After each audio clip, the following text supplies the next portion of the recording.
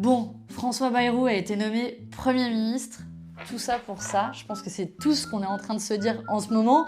Manon Aubry-Oudlard, tout simplement, de pleurnicher en public sans jamais véritablement comprendre le mode d'emploi de la démocratie. Sur Twitter, elle s'est donc indignée, outrée, scandalisée, bref, son quotidien face à la nomination de François Bayrou au poste de Premier ministre. Et comme toujours, ses commentaires sont un festival d'incohérence et de victimisation.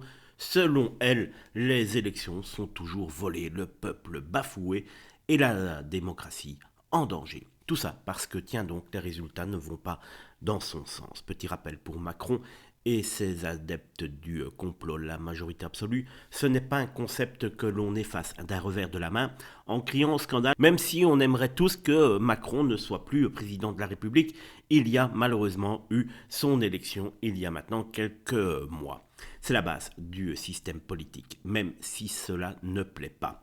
Mais visiblement pour elle, les règles changent dès qu'elles ne servent pas sa cause. Quant aux commentaires sous son poste, ils valent leur pesant d'or. Entre les moqueries sur ses critiques sans fondement et les comparaisons amusantes sur le style vestimentaire de Bayrou, il y a de quoi se régaler. Et pour ce qui est de son sempiternel 80% des Français ne veulent pas de Macron, peut-être faudrait-il lui rappeler que les Français ne veulent pas non plus de ces pleurnicheries incessantes et puériles et même stériles. Allez, Manon, un petit effort, un soupçon d'humilité et de compréhension des règles ne te ferait pas trop de mal. Parce qu'on vient d'assister pendant une semaine à une espèce de mauvaise comédie de boulevard, je te nomme pas, et au final a été nommé Premier ministre François Bayrou, qui est un des premiers soutiens d'Emmanuel Macron. Il a été nommé par Emmanuel Macron. Et pour faire quoi? Pour poursuivre la politique des macronistes. Et on voit à quel point, à travers cette nomination, la Macronie est rabougrie, Macron est replié sur lui-même, il nomme un Premier ministre issu d'un groupe de 36 députés, soit encore moins que Michel Barnier, au point où on en est. Je pense qu'on va nommer un député non inscrit Premier ministre d'ici quelques temps.